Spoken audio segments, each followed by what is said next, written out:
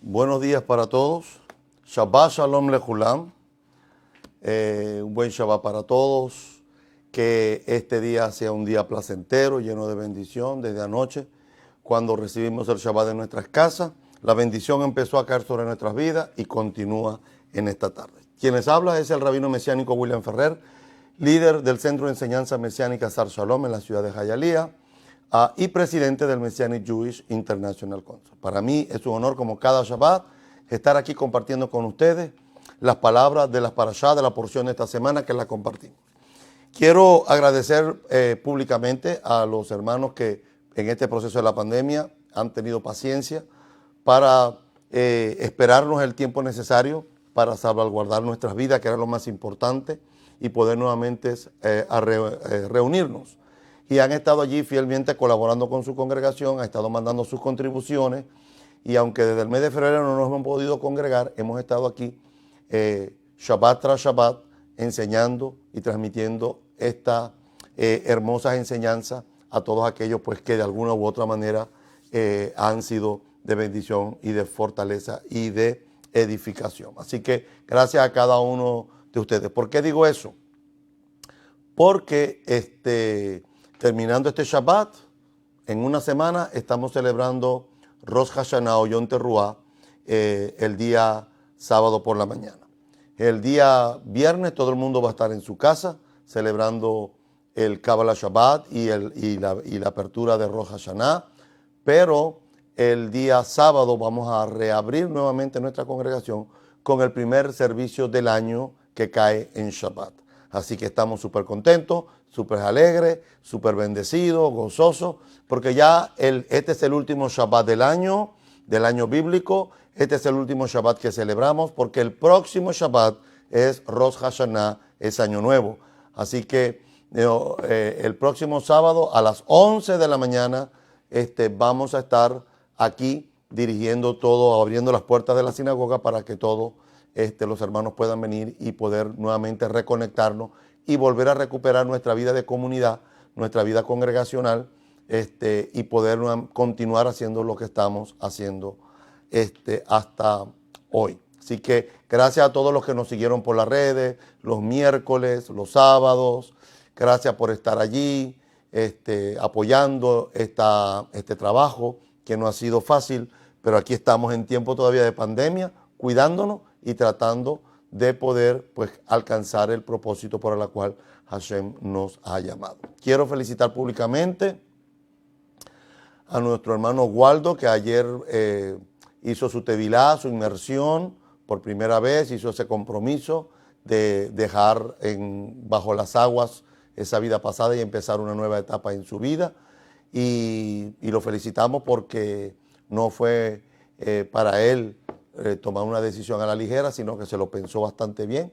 Y ayer pues fuimos al mar y ahí en las playas de Miami Beach pues hizo su tevilá conforme a nuestra tradición, y podemos decir pues que es otra etapa más en la vida de Waldo que ha ido creciendo también. Así que felicitamos a su mamá, la hermana Lisette, y a su papá también por esa decisión pues que tomó su hijo de bajar a las aguas y empezar una nueva etapa en su vida. Así que, bueno, creo que esos son todos los anuncios. Necesito que las personas, la congregación solamente va a estar abierta para los miembros de la congregación, pasivos y activos. Las visitas no van a estar, no tienen, por este momento no les vamos a acceder a que puedan venir a compartir con nosotros en estas fiestas, porque no tenemos mucho espacio y tenemos que jugar con los miembros que tenemos acá. Así que lo sentimos muchísimo por este año, pero sí lo vamos a transmitir por estas redes sociales para que lo puedan ver el servicio de la mañana y igualmente las próximas festividades. Pero no está abierta la congregación para cualquier persona que nos esté viendo. Ay, quiero ir a celebrar Rosh Hashanah en Sar Shalom.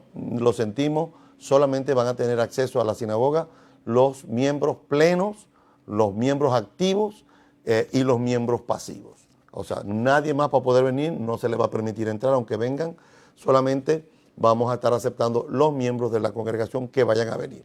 Ahora, necesito saber quiénes son los que van a venir de la congregación. Tienen que reservar porque no tengo mucho espacio. Entonces tienen que reservar con tiempo y me tienen que asegurar que van a venir. No salga como latino a abrir la boca y a decir, póngame a mí ahí por si acaso, porque a lo mejor voy, pero a lo mejor no voy. No, si viene, anótese. Si no viene, no se anote para que otro que verdaderamente sí quiere venir, no pierda la oportunidad porque alguien que no estaba seguro que sí iba a venir, se paró el puesto y el otro que quería venir verdaderamente no pudo venir.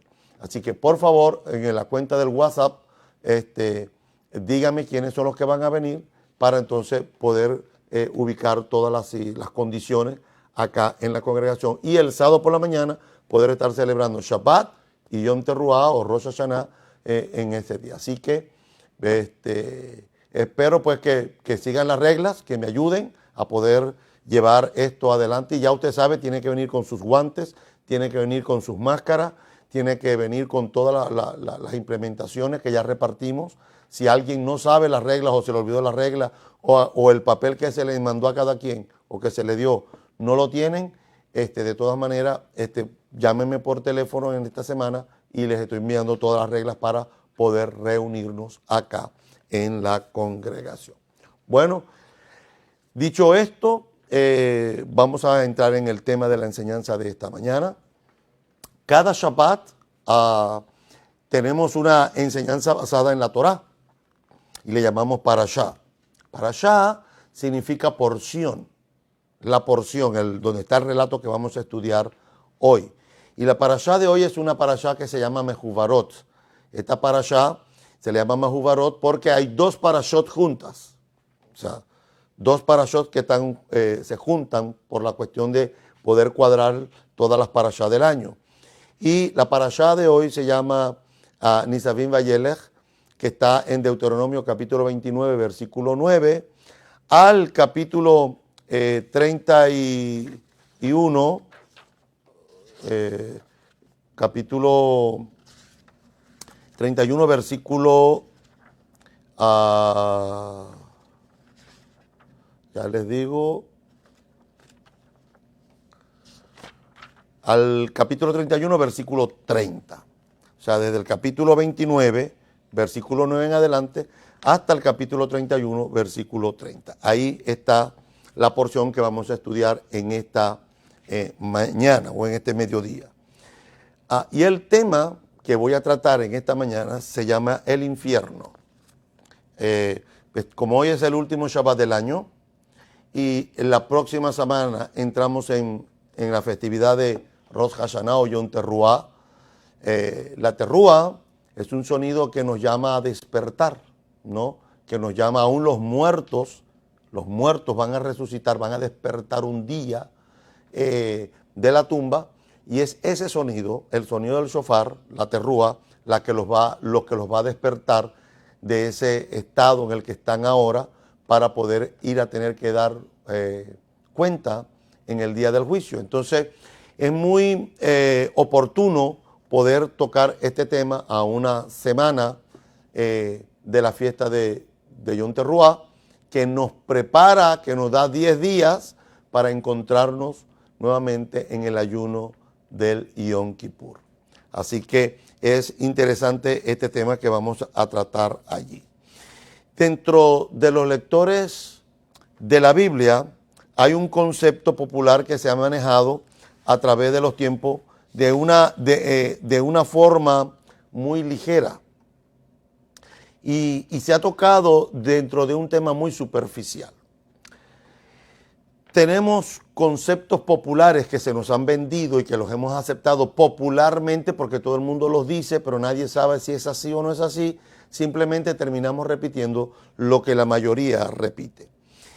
Y es el tema que más se ha aceptado por todo, y este tema, que es el tema del infierno, ¿verdad?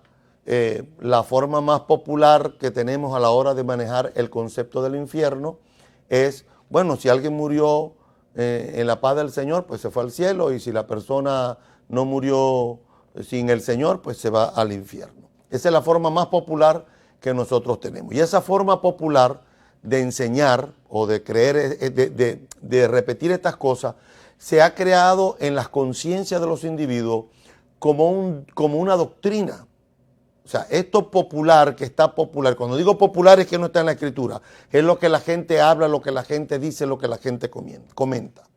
Cuando la gente habla y tiene estos conceptos populares sin saber si está basado en la Biblia, por ejemplo, hay gente que usa términos muy populares, decir, Dios aprieta pero no ahorca.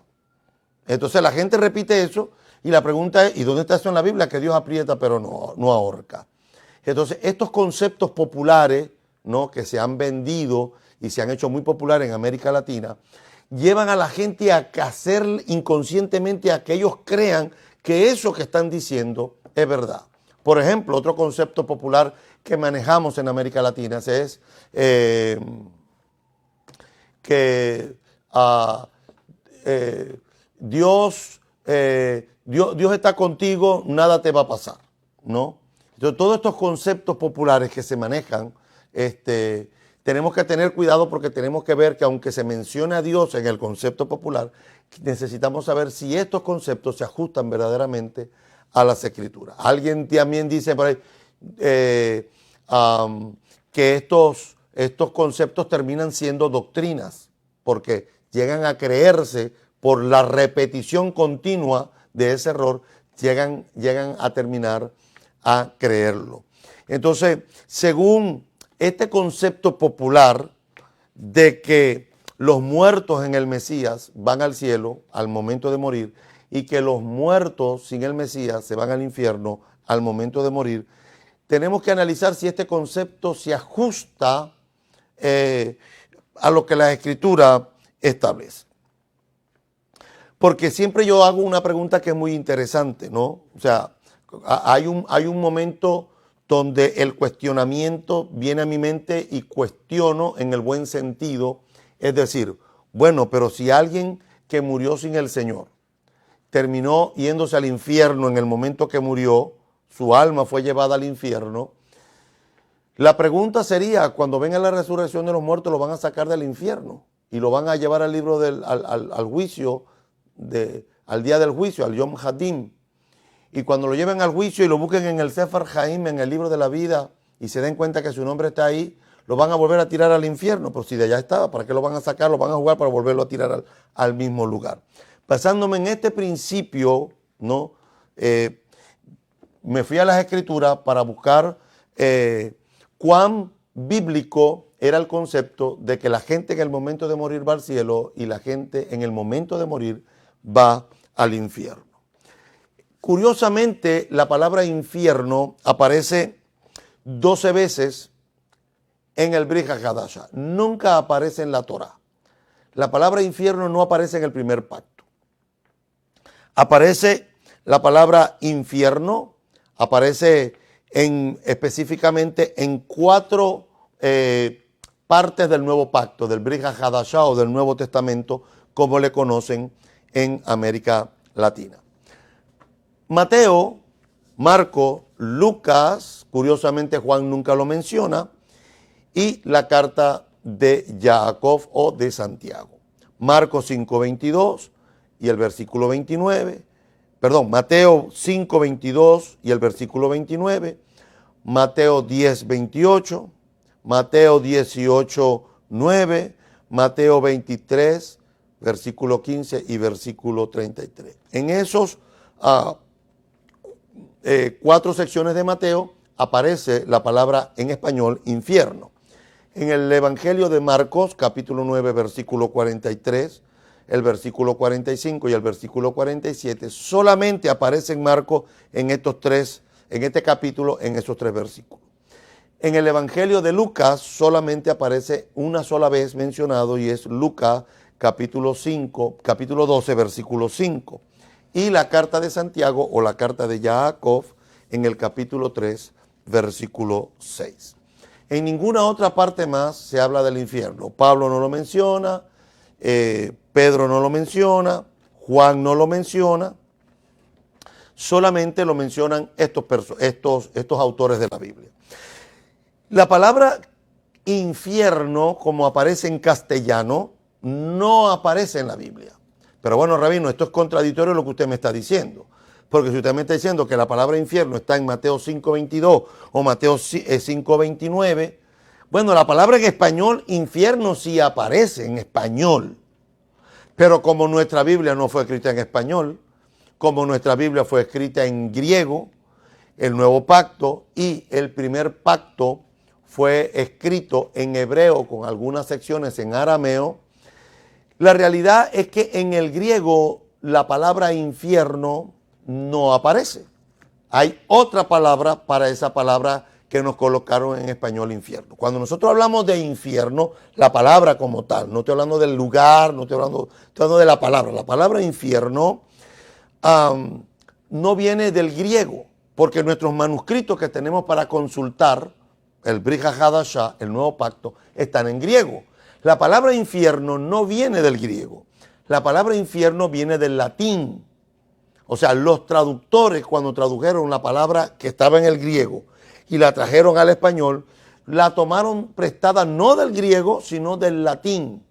Y esa palabra infernus, para que sea en latín, es la que se vertió en nuestras Biblias en español para poder que tuviera un significado, y ya voy a explicar por qué se prefirió, o los traductores prefirieron utilizar la palabra infierno y no la palabra griega que aparece allí.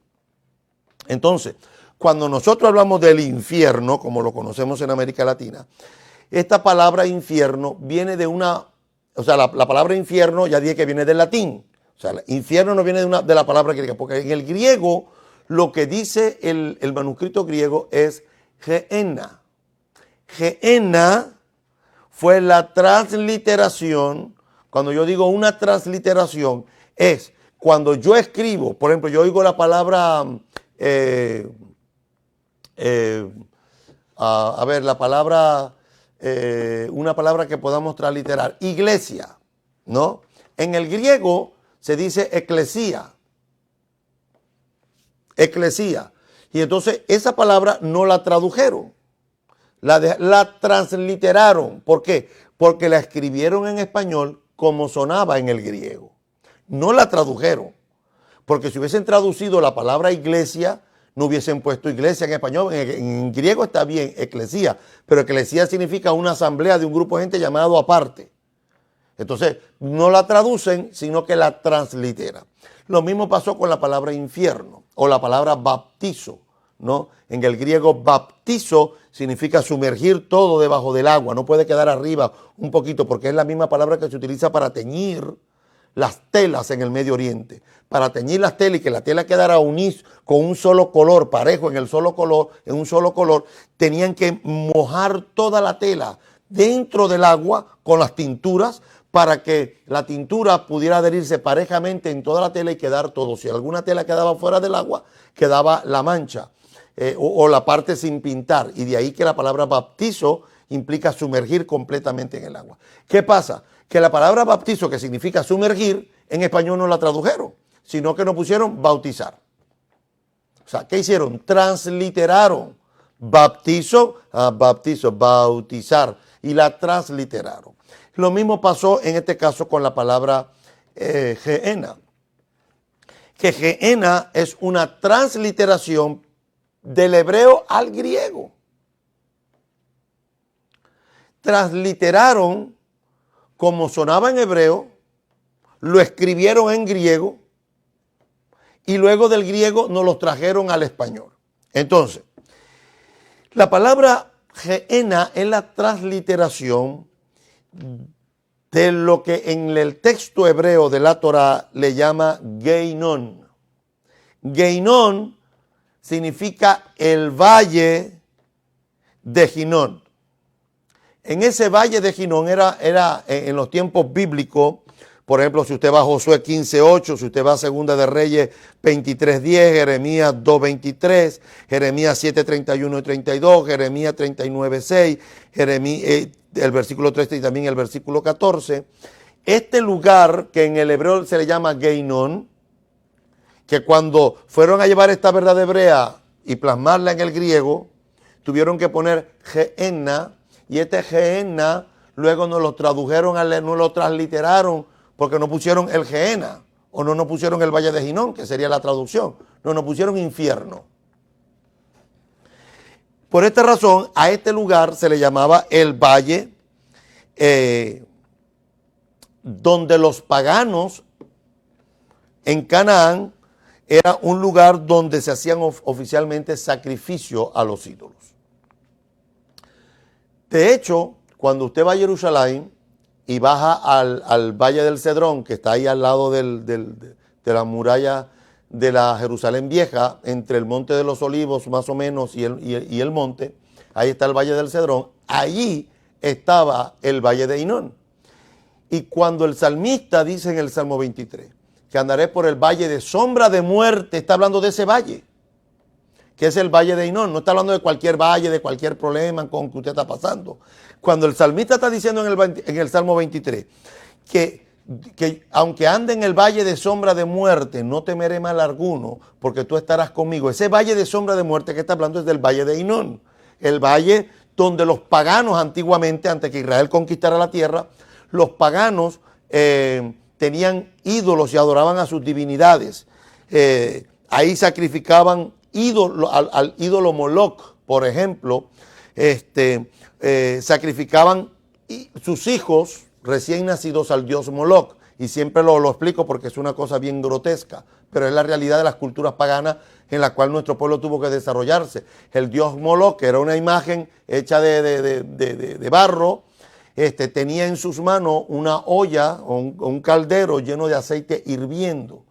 Y la manera de dedicarle o de ofrendarle sus hijos al dios Moloch era que ponían ese aceite a hervir lo más fuerte posible y se traían todos los sacerdotes de ese culto, de esa divinidad, ponían a hervir el aceite caliente, tocaban muchos instrumentos a tal grado y la gente gritaba que los padres venían y tiraban los niños vivos, sus hijos vivos recién nacidos, a ese aceite caliente.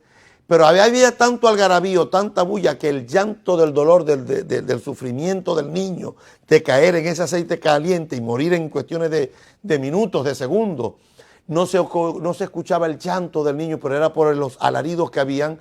Y entonces los sacerdotes del dios Moloch decían que el niño había ido a los brazos de Moloch sin ningún sufrimiento. En este rito pagano, en esos valles, en el valle de Geinón, en el valle de los hijos de Hinón, en ese lugar,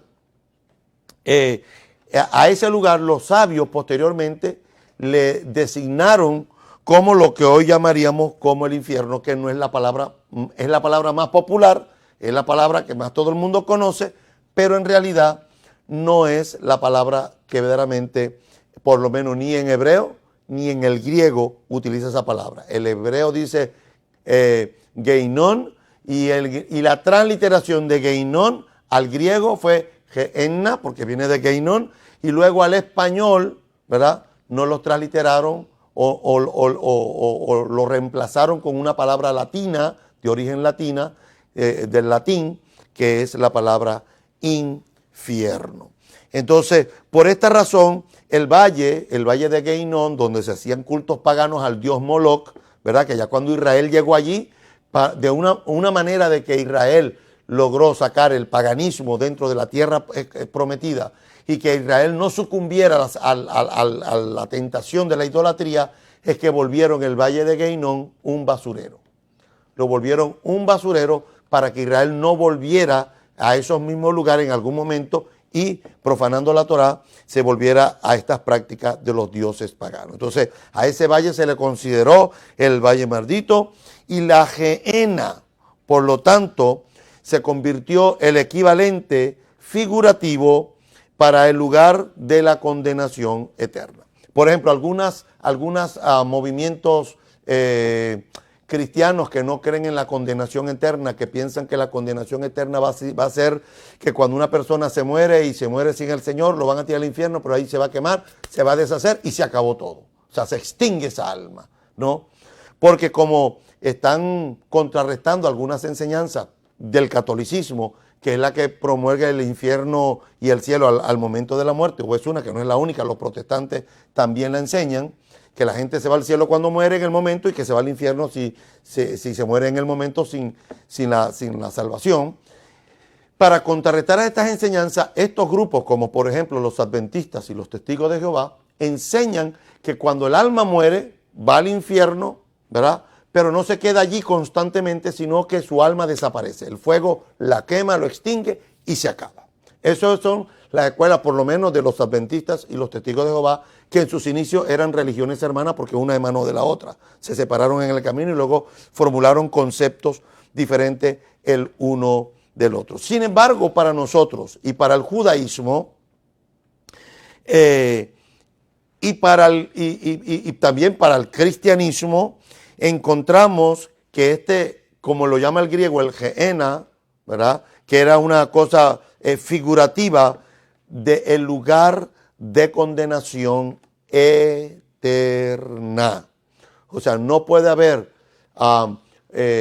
un concepto para mostrar que la vida eterna del que se salva es eterna, pero que el que se condena desaparece, se queman y lo extinguen del mundo interno. Entendiendo que el Neshama que Hashem nos dio, el Neshama Haim, el alma viviente que Hashem nos dio, no es el alma animal. El alma animal se extingue cuando muere, pero el alma humana no puede extinguirse porque el alma humana es una emanación, el Neshama es una emanación que salió directamente de la nariz del Eterno. Dice que el Eterno insufló, sopló sobre la materia que estaba inerte en el polvo, que en este caso luego le pusieron a Adán. Esa alma que insufla el Eterno en el ser humano es lo que lo hace la capacidad de ser eterno, porque es algo que emanó del Eterno. Los mares produjeron animales, la tierra produjo seres vivos, y es cuando dice Neshama. Neshama es un ser vivo. Y nosotros también somos un Neshama, somos seres vivos. Pero como seres vivos nos diferenciamos de los animales porque ellos no tienen Neshama, no tienen alma viviente, alma espiritual, pero nosotros sí. Nosotros tenemos alma animal igual que ellos, pero tenemos Neshama, tenemos alma espiritual que nos marca la diferencia entre nosotros y ellos, y entre ellos y nosotros. Entonces, el alma como emana de la eternidad, porque Hashem es eterno, el alma no se puede extinguir. Por eso la preocupación del Eterno para que el hombre pueda arreglar su vida con él y caminar de acuerdo a su voluntad.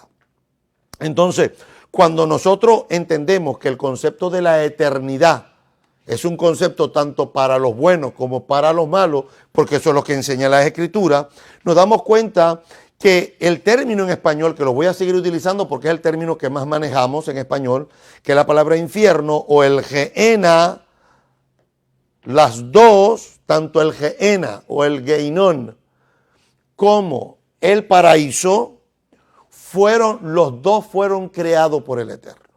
¿Por qué digo esto? Porque hay gente que tiene un concepto popular de que Satán está al mismo nivel de Hashem y piensa que es un Dios malo contra un Dios bueno. Ese es el concepto popular.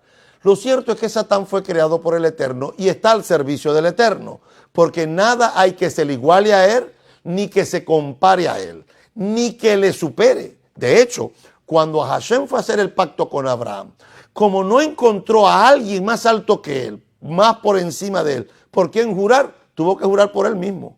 Porque no hay nada que lo supere, ni que lo iguale. Entonces Satanás no es otro Dios malo que pelea contra el Dios bueno. Satanás es un ángel que está al servicio del Eterno y tiene que sometérsele muchas veces. Bueno, todas las veces se le tiene que someter. Cuando quiere hacer cosas, tiene que moverse bajo la voluntad del Eterno. No se puede mover. De hecho, en una oportunidad, Yeshua le dijo a Kefa: Satanás me pidió permiso para zarandearte, pero yo no se lo permití. Entonces, Satanás está bajo la soberanía del reinado del Mesías y de Dios. Está bajo esa soberanía del poder. Él no puede tomar una decisión. Cuando Job iba a ser tentado, dice que entre los hijos de Elohim que estaban allí, Satanás estaba entre ellos. Y Satanás le dijo al Eterno: claro, no te va a servir, no te va a honrar si lo tienes con mujeres, hijos, ganado, es multimillonario, quítale todo. Y Hashem le dijo: ve y quítale todo, pero no toques su alma. Y ahí es cuando nos damos cuenta que Satán está sometido a la soberanía del Eterno. Nada es superior a él. No hay nada que se le iguale ni se le compare. Él es uno sin segundo. Nadie se le puede comparar, como rezamos en la mañana en el cántico, en la oración del Adón Olam. Entonces, el paraíso y el Gehenna o el infierno fueron creados por Dios, y así lo enseñan nuestros sabios en el Talmud, en el tratado, en el Talmud babilónico, en el tratado Sotá 22a. Por los que algunos piensan que pudo haber sido creado en el sexto día y otros piensan que pudo haber sido creado en el segundo día. Esto es igual cuando fueron creados los ángeles. Hay un debate en el judaísmo, ¿no? Porque es interesante poder notar que nosotros creemos en los ángeles, pero los malajim, pero cuando le preguntamos a la gente qué día fueron creados los ángeles, la gente no sabe cómo responder. Nosotros creemos en los ángeles por fe prácticamente, pero no tenemos en los días de la creación, en los 6 días de la creación, no nos dice en qué día fueron creados los ángeles, o por lo menos de una forma muy clara y muy aparente, explícita, no lo dice. Entonces, pero sí hay una enseñanza que dice que los ángeles, unos fueron creados el sexto día, el día que el hombre fue creado, y otros dicen que fue el día segundo. Yo personalmente creo que yo soy de la escuela de que los ángeles fueron creados en el día sexto, en el Yom Shishi. ¿Por qué en el Yom Shishi? Bueno, tengo una conjetura muy particular donde dice la carta a los hebreos que los ángeles son espíritus ministradores a favor de los que serán herederos de la salvación. ¿Para qué Hashem va a crear un ángel si los ángeles son espíritus ministradores a favor, servidores a favor de los que serán herederos de la salvación? Si los crea el día 2, ¿para qué los va a hacer? ¿No? Entonces, en el día sexto, en el Yom Shishi, Hashem crea al hombre, crea a Adán, y tiene que crear al ángel para que cumpla el propósito y guarde y se pueda cumplir aquello que está escrito, que los ángeles son espíritus ministradores a favor de los que serán herederos de la salvación. Entonces, yo creo, y al igual pienso que el Gehenna fue creado y el paraíso fue creado después de la creación del hombre, o sea, que posiblemente también estoy de acuerdo que el Gehenna y el paraíso fueron creados en el día sexto. Ahora, es interesante,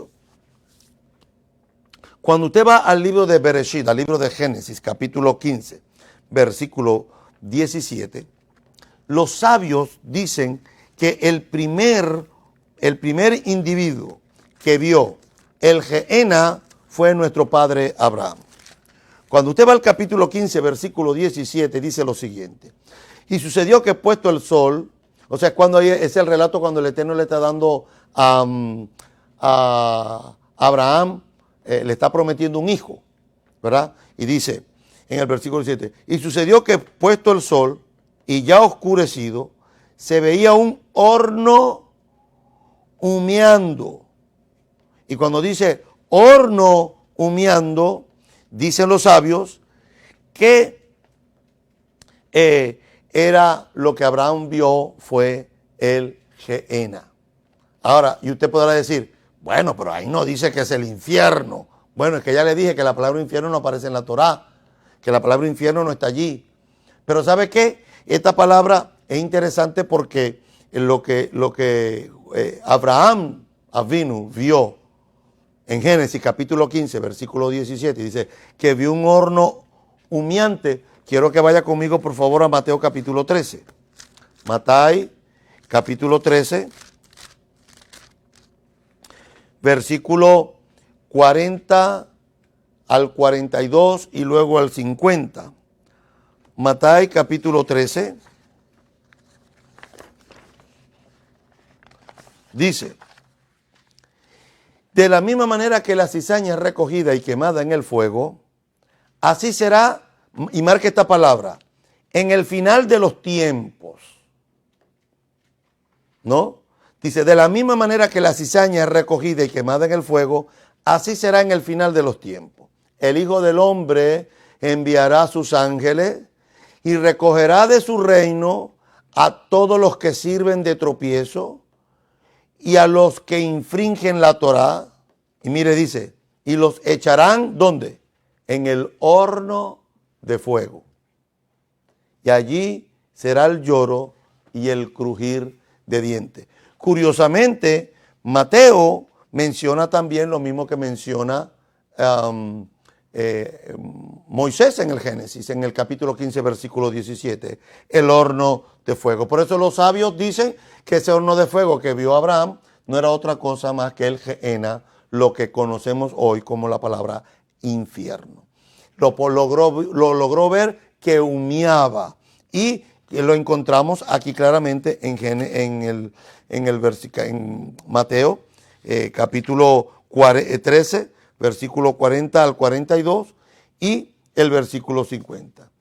Dice,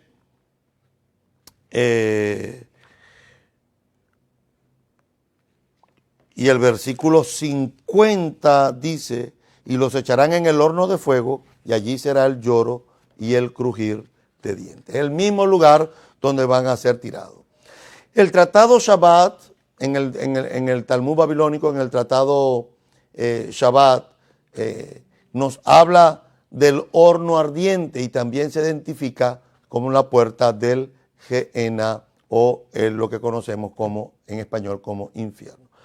Entonces, es interesante poder notar que dentro del concepto hebreo, este concepto está bastante enseñado en toda la literatura rabínica. Sin embargo, vuelvo y digo que es importante entender que la afirmación de que el Gehenna está situado cerca de Jerusalén, ahí fuera de las murallas de Jerusalén, en lo que se conocía como el basurero en aquel entonces, a ese lugar, en el Valle Maldito, en el Valle del Geino, en el Cedrón, también dicen los rabinos que allí en Jerusalén había una de las puertas para ir al Gehenna o al infierno. Que había una de las puertas, dicen los rabinos que habían 3 puertas para ir al infierno. Una estaba en el mar, una estaba en el desierto y la otra estaba en Jerusalén. Eso está en el Tratado Shabbat, folio Erubín 19b. Se menciona ese dato interesante que no está en la escritura, pero los rabinos veían que habían 3 lugares donde se podía llegar al Gehenna. Dicen los sabios en la literatura rabínica que la palabra, que el infierno o que el Gehenna tiene una boca que es estrecha, lo que impide que el humo salga. Pero por debajo de donde está, de la Gehenna, se extiende indefinidamente, ¿verdad? Y según otros, en la literatura rabínica, dicen que el Gehenna está por encima del firmamento. Unos piensan que están abajo de la tierra, otros dicen que posiblemente puede estar en el firmamento. Y de acuerdo a otro, también puede estar en las partes oscuras más allá de las montañas, ¿no? Yo soy de los que creo que está fundado en el centro de la tierra. Y soy de esta escuela que en el fondo de la tierra, allí, que es inmensamente grande.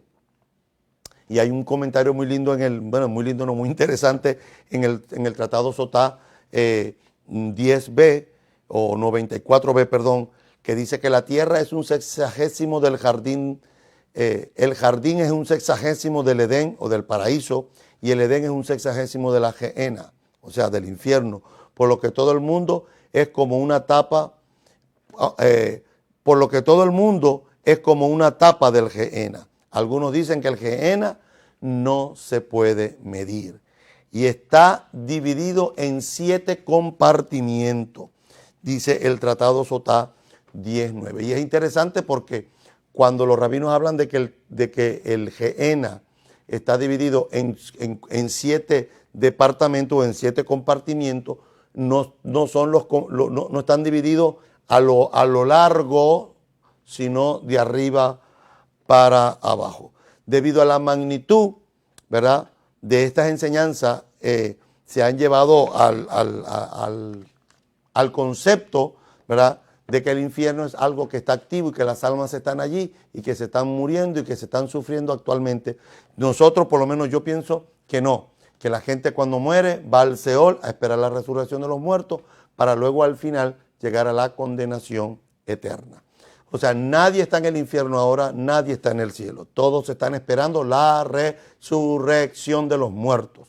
Porque no puede haber alguien en el infierno Viene la resurrección de los muertos, resucitan los de la segunda resurrección, que son los malos, los sacan del infierno, los traen aquí, les hacen el juicio. Dice, tú no estás en el libro de la vida, pues para el infierno otra vez. Eso no tiene sentido.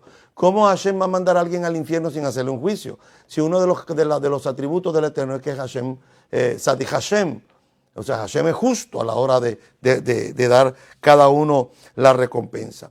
Entonces es interesante notar porque estamos en la última semana del mes de Lul, del mes para entrar en las fiestas altas, y estamos para encontrarnos con Rosh Hashanah o Yom Teruah, que es un llamado a despertar. Que 10 días después tenemos el Yom Kippur, que es el día donde nos encontramos con el Eterno, y ahí se determina qué es lo que va a pasar con nuestra vida, para bien o para mal. Entonces, tenemos que entender estos conceptos y prepararnos para estas festividades, para entender que la condenación es algo que está allí. O sea, la condenación no es algo que tiene que ver con algo filosófico o con un lugar donde no hay una condenación eterna. Porque la recompensa y el castigo son conceptos que están basados en las Escrituras. Todo en la vida que se hace bien tiene sus consecuencias, y todo lo que hagamos mal tiene sus consecuencias. ¿Por qué? Bueno, en mi país hay un refrán muy curioso que dice, no hay novia fea ni muerto malo. Todos los muertos, no importa lo que hagan, son buenos. Pobrecito, tan buena gente que era. Mira, como quedó igualito, y el hombre está todo desbaratado cuando quedó en la urna. Entonces no hay novia fea y no hay muerto malo. Esos conceptos populares que nos venden. Porque en las conciencias de nuestras vidas siempre está la situación de que alguien que se murió, no queremos pensar que se fue al Gehenna o que va al Seol para el día del juicio ser condenado. Entonces estas fiestas altas que vienen apuntando, y la próxima semana entramos en Yom Teruah, ese llamado Yom Teruah es que nos dan 10 días para arrepentirnos. 10 días para hacer teshuvah. 10 días para encontrarnos con el Eterno y hacer los cambios necesarios, porque no nos podemos engañar a Hashem, no lo podemos engañar, nos podemos engañar nosotros, podemos engañar a la sociedad, podemos engañar a nuestra familia, pero no nos engañemos, Hashem no puede ser burlado. Entonces viene la fiesta de Yom Teruah, se toca 100 veces el shofar en la celebración, para que el Neshama despierte, para que haya un despertar de su alma, y entonces empiece a prepararse en esos 10 días, para que cuando llegue el día del Yom Kippur y tenga que pararse frente al juez de los siglos, y el libro de la vida sea abierto, donde están escritas cada una de nuestros actos, cada una de nuestras obras, cada una de nuestras palabras, cada uno de nuestros sentimientos, Hashem examina, y en base a la teshuvah, Hashem va a determinar cómo va a ser ese año para nuestras vidas. Por eso es importante entender que no solamente voy a, ay, el shofar, ay, que voy a escuchar el shofar, ay, Baruch Hashem, oh, que voy al ayuno. No, es que eso no es solamente para entender, ni para venirte a dar un estudio bíblico ese día de qué es lo que es el shofar. No, de eso no se trata el Yom Teruah.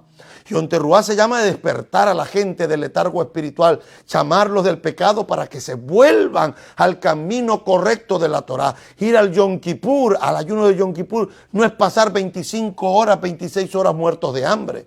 Que hay gente que pasa por el Yom Kippur, pero el Yom Kippur no pasa por ellos.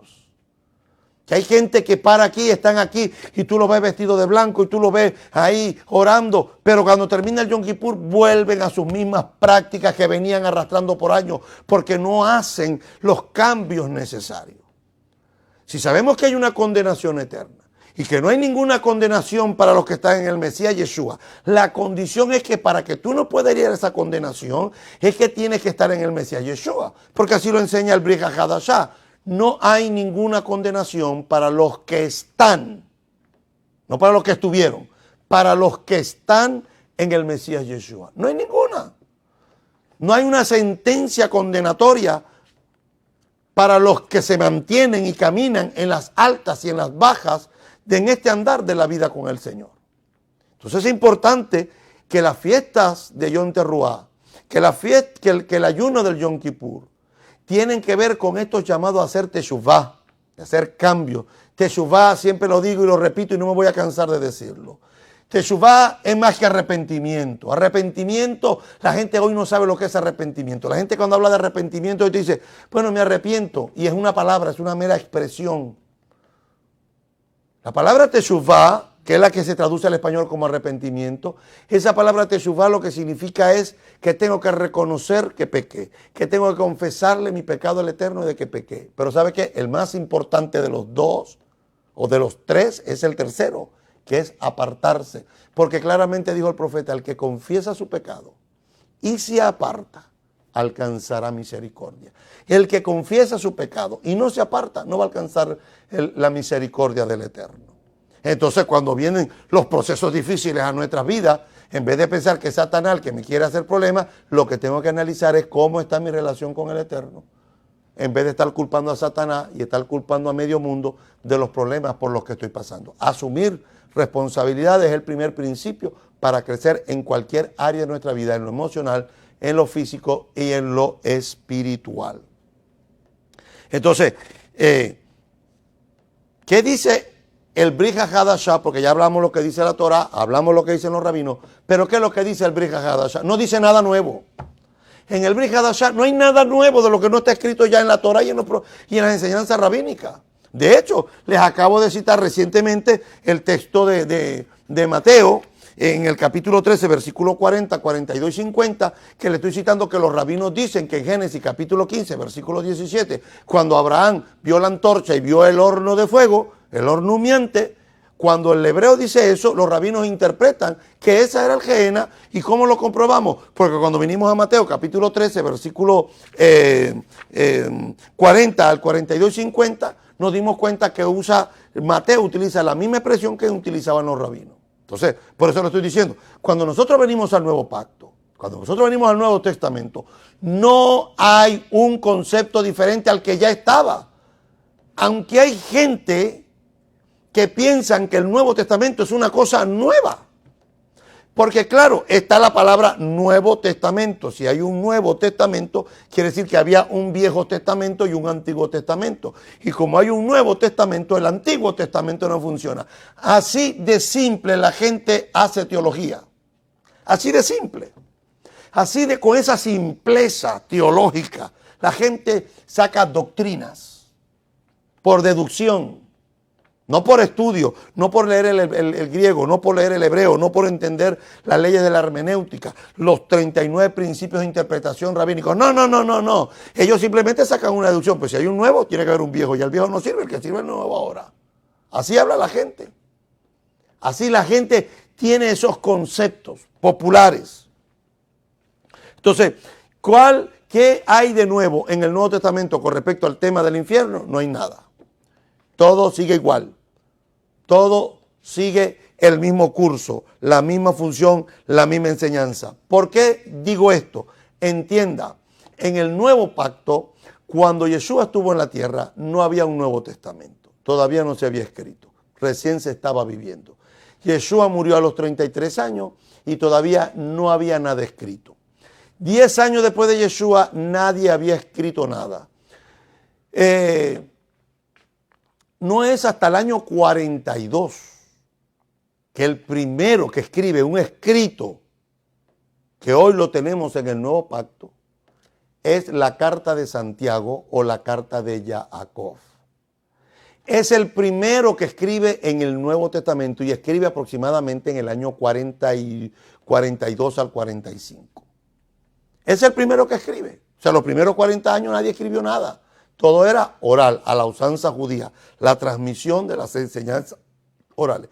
Y el último que escribe es Juan, cuando ve el Apocalipsis, que se cree que pudo haber sido entre el año 90 y el año 100 después de Yeshua. Pero no había un Nuevo Testamento. Lo que estoy diciendo es que escribieron una carta, escribieron documentos. En ese periodo de los años 40 al 100, en ese periodo de 60 años, ellos escribieron esporádicamente en cada uno de los tiempos, enviaron cartas y se las enviaron a alguien. ¿Cuándo existió un Nuevo Testamento como lo conocemos hoy, codificado ya, organizado? Bueno, empezó en el Concilio de Calcedonia, en el 470, si mal no recuerdo. En el Concilio de Calcedonia, en ese concilio, los cristianos de esa época determinaron buscar todas las cartas que habían en ese entonces y descalificar algunas y aceptar una, y crearon en ese momento, con las cartas que existían, que andaban dando vueltas durante 400 años, determinaron crear un Nuevo Testamento. Y los capítulos y los versículos, esos fueron añadiéndose en el 1600, en el 1200 se le pusieron los capítulos, en el 1600 se le añadieron los versículos y los titulitos, y toda esta cantidad de cosas que tenemos hoy no existía en el judaísmo del primer siglo. Por eso estoy diciendo que no hay ningún cambio en el concepto del Gehenna, del Geinón. No hay ningún concepto, no hay ningún cambio en lo que Yeshua y los apóstoles están enseñando. ¿Por qué? Porque el único documento que tenían para enseñarle al judaísmo y a los que vinieron del gentilicio se llamó la Tanaj, la Torá, los Nevi'im y los Ketubim. La ley, los profetas y los escritos. Era lo único que había estado hasta ese momento allí. Todas las enseñanzas de Yeshua, que se hablaba de Yeshua, eran enseñanzas orales que ellos habían aprendido de otros sucesores. Entonces, el Geinón es el verdadero nombre bíblico del castigo eterno. No se le llama infierno. No estoy atacando la palabra infierno ni estoy demonizando la palabra infierno, porque no quiero que me malinterpreten. Porque por allá hay gente desaforada y gente apasionada con esto del mesianismo, y entonces no se puede decir Dios, no se puede decir, no se puede decir, no le llames María, dile Miriam, porque si dices María, eso es paganismo. O sea, a ese nivel yo no estoy, a ese nivel, ni pierdo el tiempo en esas cosas soeces, que no tienen ningún sentido para mí. Pero la realidad es que la palabra más correcta es la palabra Ginón, porque es la palabra a la cual los sabios de Israel y el mismo creyente en Yeshua identificaron ese lugar y no lo llamaron infierno, porque infierno viene del latín. Le llamaban en el griego Gehenna o le llamaban Geinón, el Geinón. Entonces esa es la palabra, ¿verdad? Las dos palabras, una hebrea y una griega. La queremos decir en español, pues tenemos que decir el valle de Ginón o el Ginón, el lugar de tormento. Pero no podemos llamarle infierno, porque infierno no se ajusta al concepto hebreo el cual los apóstoles estaban transmitiendo. Entonces, Geinón o Gehenna es el verdadero nombre bíblico para el lugar del castigo eterno. ¿Por qué? Porque cuando nosotros venimos a Mateo capítulo 5, vaya conmigo por favor, Mateo capítulo 5, versículo 22, Yeshua, hablando en el Sermón de la Montaña, dice: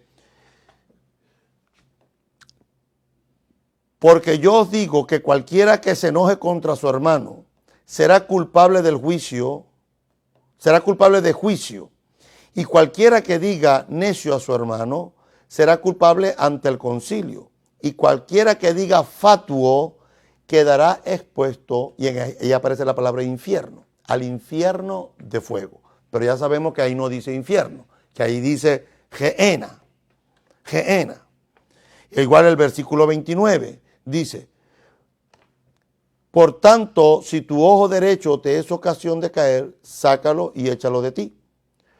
Pues mejor te es que se te pierda uno de tus miembros y no que todo tu cuerpo sea echado en el infierno. Y no dice infierno, y vuelvo y digo, dice Geinón, el hebreo. En el capítulo 10, perdón, Marcos capítulo 9, también menciona, ¿verdad?, la palabra Geinón, 9:43. Dice: si tu mano te fuera ocasión de caer, córtala. Mejor te centras en la vida manco que tener dos manos, e ir al infierno, al fuego que no puede ser apagado. El versículo 45: si tu pie te fuese ocasión de caer, córtalo. Mejor te es entrar a la vida cojo que teniendo dos pies y ser echado en el Geinón, al fuego que no puede ser apagado. Y en el 47 dice: si tu ojo fuera ocasión para caer, sácalo. Mejor es entrar en el reino de Elohim con un ojo que teniendo dos ser echado al Geinón. Si el fuego no puede ser apagado, eso es lo que dice ahí, que el fuego no puede ser apagado. Y cuando ven el juicio, queman a todo el mundo y achicharran a todo el mundo y sus almas se desaparecen y ya no van a estar sufriendo más, ¿qué va a pasar con ese fuego? Se va a quedar ahí prendido todo el tiempo porque ahí dice que es eterno. ¿No? Eso es una palabra para meditar. Lucas capítulo 12, ¿verdad? Que son los textos donde aparece la palabra infierno. Lucas capítulo 12, versículo 5, dice, pero os enseñaré a quién deben temer. Teman a aquel que después de haber quitado la vida, tiene poder de echar en el Gehinón. Si os digo, a este temer. O sea, hay que tenerle temor ¿a quién? Aquel que nos puede quitar la vida, porque Hashem la da y Hashem la quita. Cuando nos quita la vida puede agarrar y tirarnos en el Gehinón. A ese es el que hay que temer. O sea, no es tan fácil, no es tan popular como decir, bueno, yo amo a Dios, pero sigo haciendo lo que me da la gana. Yo amo al Eterno, pero tengo haciendo mi vida como me da la gana. No, porque ese que tiene la autoridad, que te dio la vida, porque tiene autoridad para dártela, pero que también tiene autoridad para quitártela, también puede tomar la decisión por tu mal comportamiento, por creer que perteneces a un grupo X, llámese mesiánico, cristiano protestante, cristiano católico, adventista, mormón, Rosacruz, Buda, los budistas, el grupo que tú quieras considerar que pertenece. El hecho de que estés asistiendo a una congregación local, de cualquier grupo denominacional, eso no te da garantía. El temor de Hashem es lo que verdaderamente nos marca a nosotros poder tomar las decisiones para vivir una vida conforme a la voluntad del Eterno. Entonces es importante entender este principio, ¿no? De el temor, a ese es el que debemos de temer. La gente tiene una confusión entre el Hades y el infierno. La gente tiene una confusión rara allí. Porque la palabra Hades aparece en el Nuevo Testamento, aparece en el Brit Hadashah, ¿verdad? Pero sin embargo la palabra Hades, que es una palabra griega, tiene su equivalencia en el hebreo y es la palabra Sheol. Cuando en el hebreo dice Sheol, cuando esta verdad bíblica hebrea fue llevada al mundo que no hablaba hebreo, entonces tuvieron que buscar una palabra en ese idioma para que la gente pudiera entender de qué estaban hablando y era de este lugar que estaba en el hebreo. El Seol, el concepto hebreo. El Hades y el Seol son dos palabras. Una griega, que es el Hades, y otra hebrea, que es el Seol, que significan lo mismo dentro de la perspectiva hebrea. Los muertos se limitan a existir en ese lugar sin el conocimiento y sin el sentimiento. Job capítulo 14 versículo 13, Eclesiastés capítulo 9 versículo 5. En el Seol, que es el lugar donde van las almas que mueren a esperar la resurrección de los muertos, dice porque el Seol y el Hades no es el infierno, no es el Gehinón. Gehinón no hay nadie. Es el lago de fuego, el horno de fuego que está reservado para el día del juicio. Como dice el libro de Hitgalut. Hitgalut del libro de Apocalipsis dice, y el que no se halló inscrito en el Sefer Haim Tovim, en el libro de las buenas obras, dice, entonces va a ser lanzado al Gehinón, al lago de fuego, al horno de fuego. Va a ser lanzado al tormento eterno. Entonces, el Hades y el Seol no es el infierno. El Hades y el Seol es el lugar donde van los justos y los injustos a esperar la resurrección de los muertos. En ese lugar reina el silencio supremo y el olvido en la gran cantidad de los que entran en ellos, según el Salmo 84:13, según el Salmo 94:17, según el libro de Eclesiastés, capítulo 9, versículo 10. Entonces, por lo tanto, mis queridos hermanos, mis queridos amigos, se conoce a ese lugar, también se le llama Dumá, que es la morada del silencio. Según el Salmo 6:6, Salmo 30:10, Salmo 94:17, Salmo 115:17. Y en ese lugar no es un lugar para alabar a Dios. No es un lugar para alabar a Dios. Por eso cuando usted va al profeta Isaías, al capítulo 38, versículo 15, dice, ¿qué diré? El que me lo dijo, él mismo lo ha hecho. Andaré humildemente todos mis años a causa de aquella amargura de mi alma. Entonces, cuando nosotros venimos al Brit Hadashah, al nuevo pacto, ¿qué encontramos? Encontramos que el concepto de el Geinón o el infierno no cambia en el nuevo pacto. Sigue siendo el mismo. De hecho, cuando usted va a la Parashá, volvemos nuevamente a la Parashá, al capítulo 29 del libro de Deuteronomio. Espero que tengan su Biblia abierta y estén siguiendo la lectura conmigo. En el libro de Deuteronomio, en el capítulo 29, versículo 23, hay algo muy interesante. Dice, y todas las naciones dirán, ¿por qué el Eterno ha hecho así a esta tierra?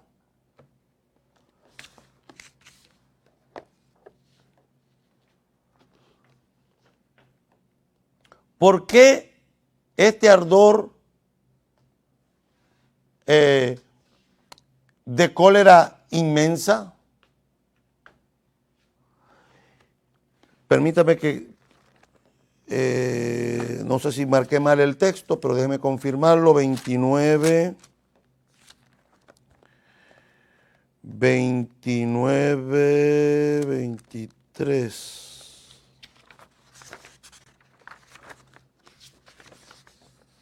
Perdón, 22. Es el 22, no el 23, es el versículo 22. Dice, azufre y sal, conflagración de toda la tierra, no puede ser sembrada ni hacer brotar, y ninguna hierba puede subir en ella, porque el cataclismo de Sedón y de Amorá, Admá y Zeboim, que el Eterno trastornó en su ira, en su cólera. La palabra azufre y sal, ¿verdad?, que es la que nos habla la parashá de hoy en el capítulo 29, versículo 22, dice,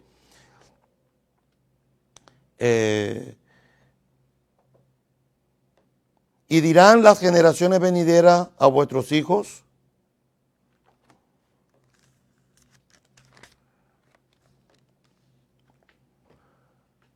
azufre y sal.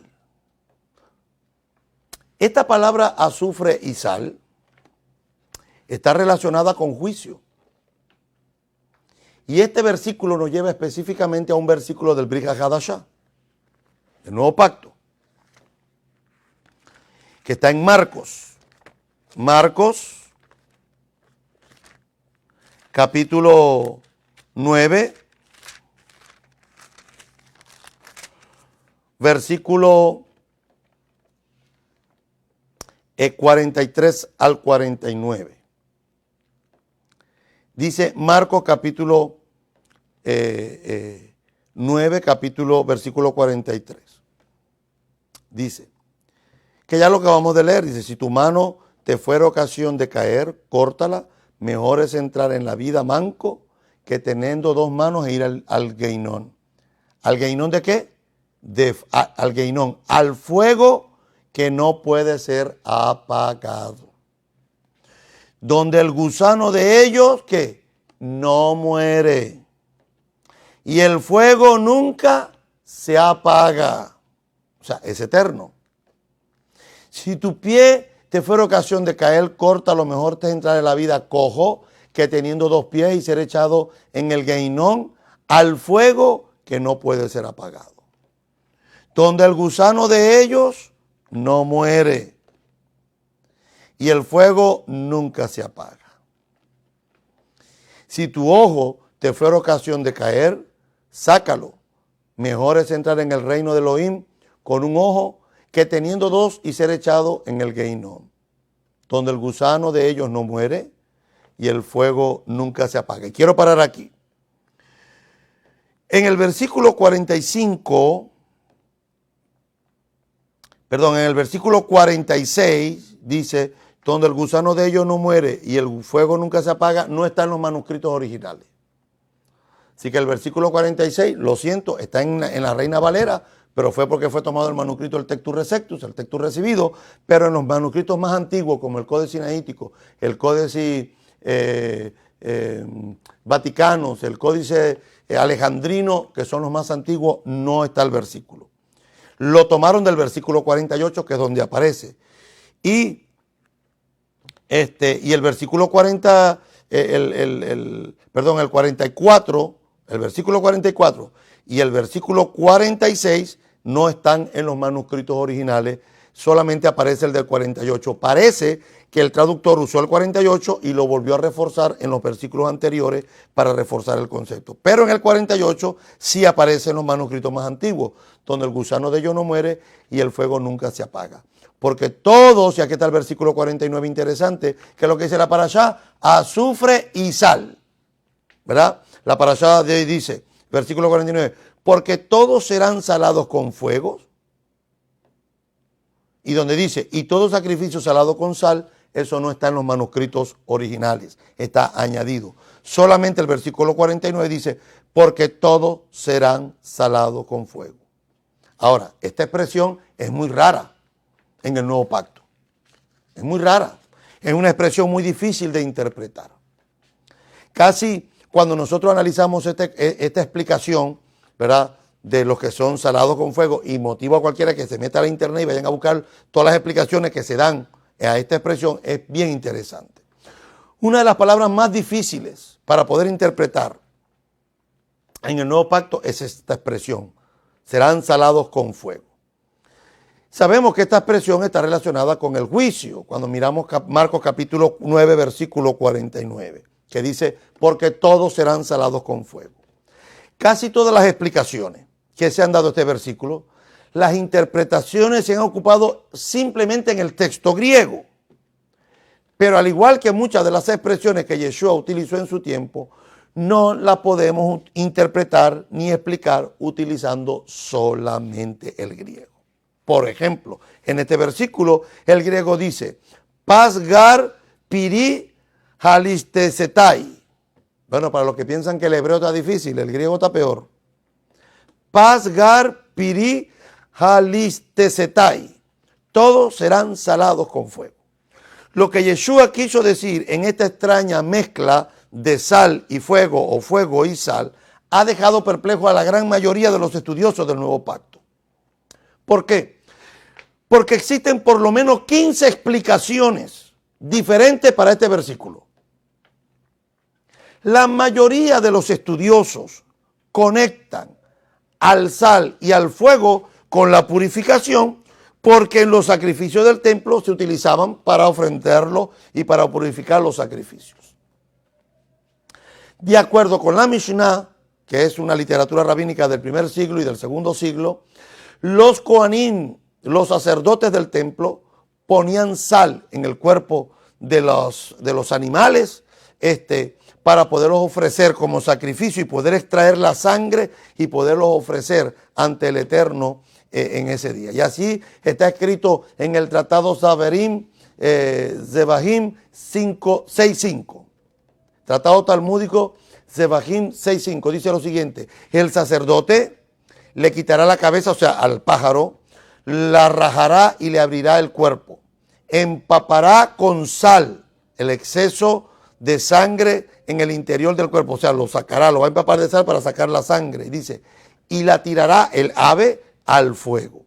Entonces, en base a esto, los teólogos modernos tratan de identificar que esta palabra que está diciendo Yeshua en Marcos capítulo 9, versículo 49, lo asocian con las artes del sacrificio. Y de hecho, en el mismo texto le acuñaron un texto que no está en los manuscritos originales. Casi todas las explicaciones hoy en día en este versículo solamente han ido al texto griego y lo quieren traducir literalmente como está en el griego y perdió el sentido. Pongo un ejemplo para los que no viven en los Estados Unidos o no viven por lo menos en la ciudad de Miami. En la ciudad de Miami, que es una ciudad, ya podemos decir que es tal vez un 60, 70% y cuidado no un poco más de latinos viviendo en esta ciudad. De hecho, nuestros alcaldes en las grandes ciudades del condado de Dade, la gran mayoría son hispanos. En esta mezcla de culturas, tanto la hispana, la latinoamericana, con todas las otras culturas que viven aquí, más la nativa, los anglosajones, los norteamericanos, los que aprendieron a hablar inglés y español empezaron a utilizar unas palabras mezcladas, ¿no? Y empezaron a utilizar, por ejemplo, no sé, hay una moneda que se llama quarters, que es un cuarto de $1. 4 quarters son $1, 25 centavos, 25 centavos, 25 centavos, o sea, 25 centavos por 4 son 100. Entonces, que es el valor de los centavos de $1. Pero al llegar nosotros de América Latina, ya encontramos a las personas aquí diciendo una cuora, no un quarters, sino una cuora. Y la gente llega y se te gusta la cosa del inglés y se te pegan estas cosas y cuando ves al otro diciendo cuora, y al otro diciendo cuora, y al otro diciendo cuora, pues tú vas y te dices, dame una cuora. Hasta que alguien te corrige y te dice, no se dice una cuora, se dice un quarters, es un cuarto de dólar. ¿Qué pasa?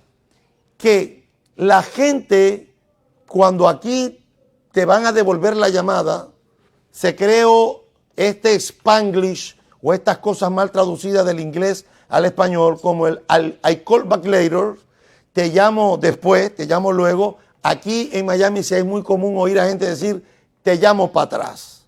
Ni siquiera para atrás, que suena más fino, ¿no? Te llamo para atrás. ¿Por qué? Porque en inglés eso es lo que es. En inglés está, o sea, si tú lo traduces palabra por palabra, así es. I call back later. Yo te llamo para atrás, te llamo después. Entonces, pero en castellano tenemos que acomodarlo un poquito mejor para que suene más hermoso en nuestra lengua romance, ¿no? Entonces yo te llamo después, te devuelvo la llamada, te regreso la llamada luego, te vuelvo a llamar. Tenemos tanta forma hermosa de decirlo en castellano, pero se nos pega el yo te llamo para atrás. Y tú el que va llegando lo va diciendo y lo va repitiendo hasta que alguien lo corrige. ¿Por qué se cometió ese error? Porque la primera persona que lo hizo, que alguien tuvo que haberlo hecho, tradujo del inglés literalmente al castellano. Yo recuerdo hace muchos años, mi hijo se había intoxicado y nos llama preocupado porque le están saliendo ronchas en el cuerpo y nos llama y nos dice, papi, te dejé una letra en la refrigeradora. Una letra. Y yo miro a mi esposa y mi esposa me mira, nos miramos, una letra. Me dejó una letra. Y mi esposa me dice, es que él tradujo literalmente del inglés al español. Letters es carta, letters también es letra. Y él, pues lo primero que pensó, letters, letra. Te dejé una letra en la refrigeradora. Entonces, no podemos traducir literalmente porque se pierde. Recuerdo una anécdota de los traductores de las novelas venezolanas, por ejemplo, que en su momento tuvieron fama internacional, las llevaron a Rusia. Y había una famosa telenovela venezolana que se llamaba Por estas calles y hablaba del el común vivir de los habitantes del 23 de enero, que es un barrio grande en las montañas, en los cerros de Caracas, donde vive gente de un estrato social bastante bajo, no todos, pero viven bastante gente de un estrato social muy bajo y tienen una jerga muy popular de hablar en ese barrio. Y entonces ellos, para decir qué está pasando en la jerga callejera del 23 de enero, se decía qué tapa sopa, ¿no? En vez de decir qué está pasando o qué sucede, lo de ellos era qué tapa sopa. ¿Qué pasa? Que cuando estas telenovelas fueron a traducirlas a otros países, a otro idioma, no hallaban cómo hacer, porque esas cosas no se pueden traducir. Cuando uno dice en español, yo no entiendo ni una papa, eso usted no lo puede decir en inglés porque nadie lo va a entender en inglés, como usted lo diga. Porque en inglés no existe esa expresión que yo no entiendo una papa. Tal vez nosotros podemos decirlo en castellano y tal vez en cualquier país de América Latina nos podemos entender. Pero yo no puedo traducir la expresión yo no entiendo una papa, ni una papa, porque cuando usted lo traduce al inglés va a decir otra cosa que no es lo que usted está diciendo. Y todos estos ejemplos que estoy utilizando es lo que pasó con esta expresión que está en Marcos capítulo 9, versículo 49. Que los traductores no entendieron el hebraísmo, sino que tradujeron literalmente lo que estaba allí. Por eso en este país, los que hablamos inglés, los que vemos películas en inglés, cuando la vemos en español, preferimos volver a hablar en inglés. Porque a veces lo que están diciendo en español o en el idioma de uno, no es lo que se está diciendo en el inglés. Entonces hay que tener cuidado con esto. El traductor pone del concepto hebreo, lo pone al griego y lo pone literal. Y luego venimos nosotros y queremos traducir eso también literal basándonos en el griego. No entendemos. Por eso hay 15 interpretaciones con respecto a ese versículo donde dice sal y fuego, o serán salados con fuego. Casi todas las explicaciones de este versículo, los intérpretes se han ocupado solamente en el texto griego.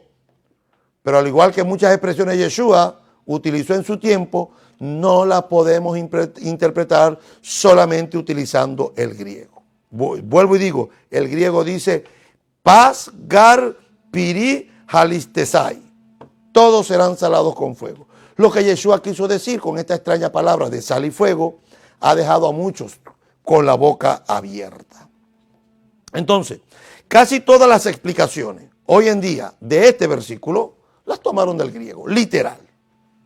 Imagínense, yo llegué 30 años, creo, 27, 28 años. Y cuando llegué aquí, oí a mis hermanos cubanos decir, cuando pasa una mujer hermosa, los cubanos dicen, mira esa mostra que va ahí. Y yo decía dentro de mí, pero como una mostra, si un monstruo es feo y la mujer es bonita. O oír a mis hermanos cubanos decir, por ejemplo, se está comiendo un cable, que está pasando hambre. No es literal que se está comiendo un cable. La expresión que tiene tanta hambre que cualquier cosa que le dan porque tiene hambre. Entonces no son expresiones literales. Y estas expresiones idiomáticas que en castellano les conocemos como modismos, forma de hablar de nuestros pueblos, cuando llegamos al hebreo, en el hebreo también existían y hoy le conocemos como hebraísmos, formas criollas de hablar el pueblo hebreo que no se pueden traducir literalmente. Porque si no, esto nos va a llevar a un error garrafal. La palabra salados con fuego es una de las declaraciones más difíciles que los teólogos se han encontrado a la hora de interpretar Marcos capítulo 9, versículos 49. Para poderlo entender, tenemos que ir al hebreo. Porque el hebreo nos da una clara interpretación de lo que verdaderamente está hablando. Y esto nos da a entender que el concepto cuando se vivió, no cuando se escribió, cuando se vivió el relato de Marcos, Yeshua estaba hablando hebreo, aunque luego esa experiencia que fue todo en hebreo, luego haya sido escrito o registrado en griego.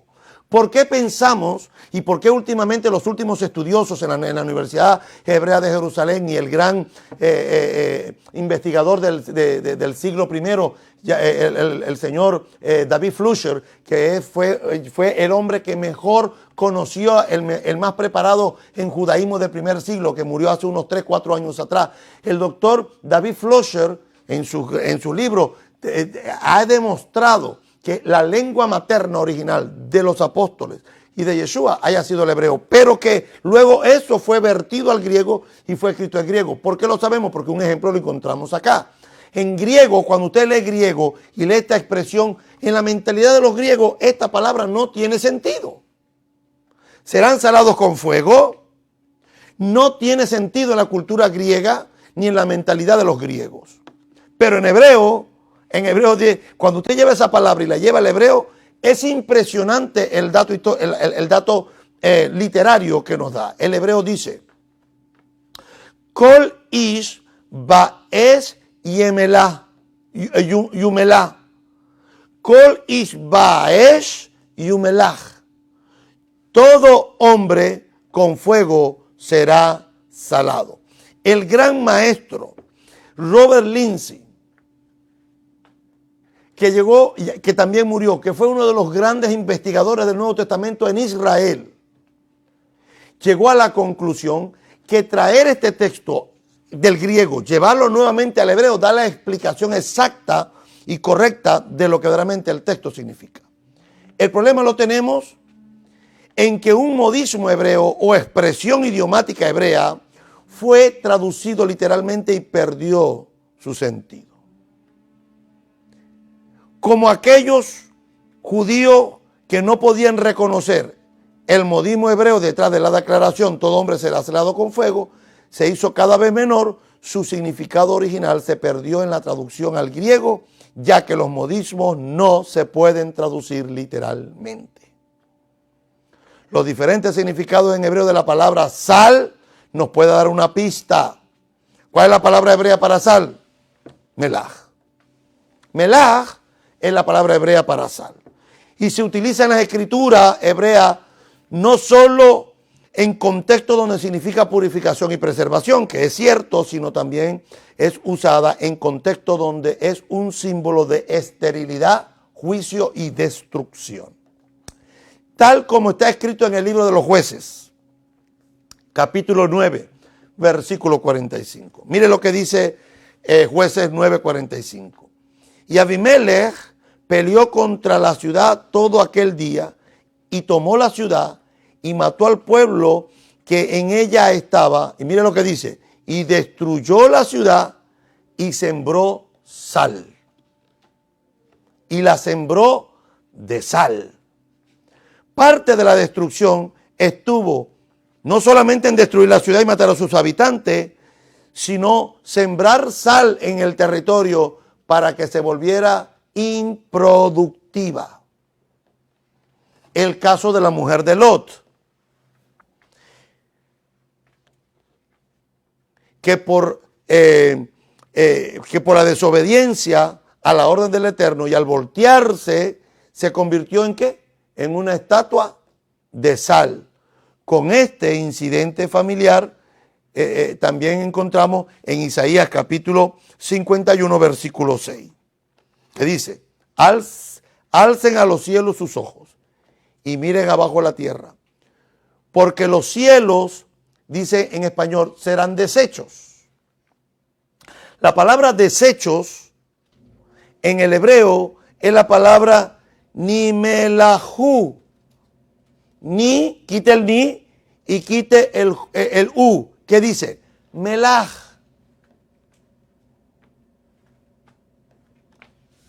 Dice melaj. Serán destruidos como la sal destruye. Ni melahu. Y aquí está la raíz melaj. El profeta mismo usó la raíz melaj en el sentido de deshacer y de destruir. Entonces, una mejor traducción de Marcos capítulo 9, versículo 49, que está escrito en griego, que es una forma de un modismo, de una forma de hablar de los hebreos, nos damos cuenta que el contexto del versículo del que está hablando Marcos 9, 42 al 48, Marcos nos dice que Yeshua nos advirtió a aquellos que hagan tropezar a alguno de los pequeñitos. Y ese es el contexto del que habla Marcos 9:49, donde aparece la palabra salados con fuego. Quiero que vayamos nuevamente al versículo 42, Marcos 9:42.